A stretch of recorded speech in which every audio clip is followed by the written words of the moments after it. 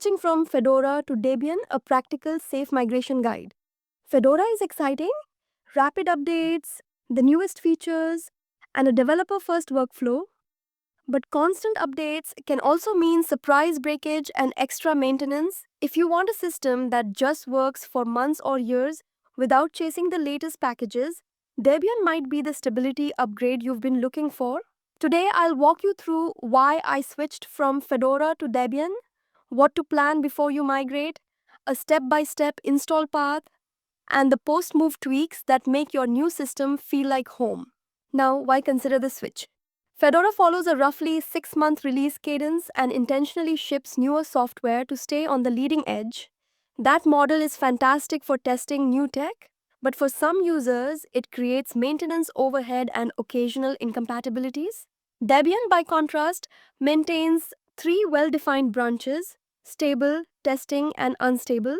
And the stable branch is specifically designed to provide long-lived, well-tested packages for production and everyday use. If long-term reliability and predictable updates are key for you, Debian is a very strong choice. Now, who should and shouldn't migrate? Consider moving if you run critical workloads, prefer fewer disruptive upgrades, or want a minimal set-it-and-forget-it desktop or server. Stay on Fedora if you need the very latest kernels, drivers, or GNOME features immediately, or you like a twice-a-year refresh cycle. Both are excellent projects. It's about which trade-offs fit your workflow.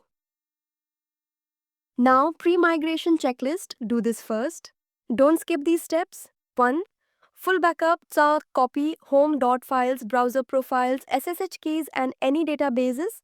Use rsync or a disk image.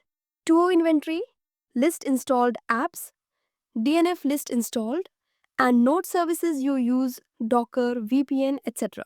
3. Export settings, export package lists and config files, .config, .local, and backup package specific data, e.g. Mozilla, .config, code OS. 4. Make a recovery plan.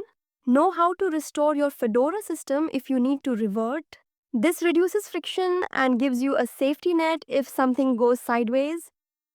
Another tip, keep a bootable Fedora USB until you're confident.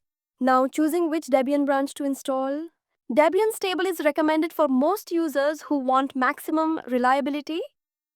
If you want fresher packages but still reasonable stability, testing is a middle ground.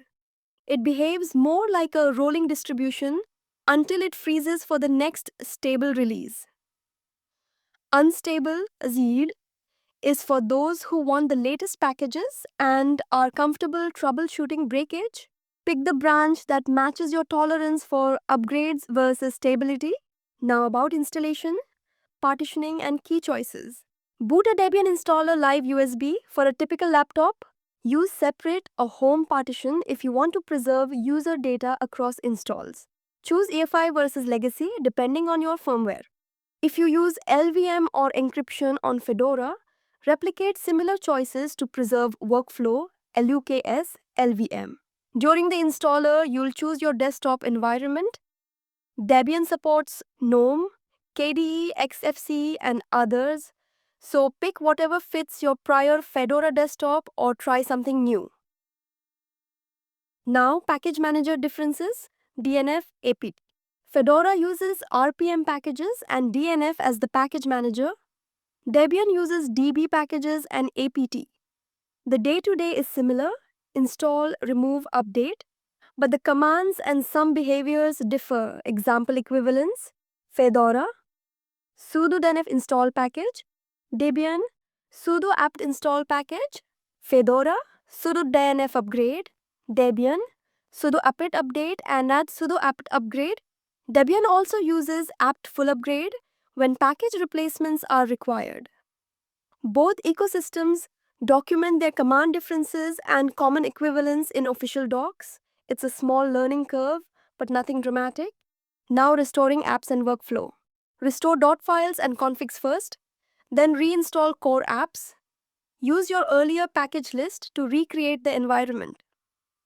For cross-distro apps, Flatpak, Snap, and AppImage are distro-agnostic and make reinstallation faster. If you used third-party repos on Fedora, e.g. RPM Fusion, find Debian-friendly alternatives or use upstream but Debi packages where available. Post-installation tweaks. After the base install, update the system, sudo apt update and then sudo apt full upgrade. Reinstall drivers, NVIDIA, wireless, using Debian's documented instructions or backports if needed.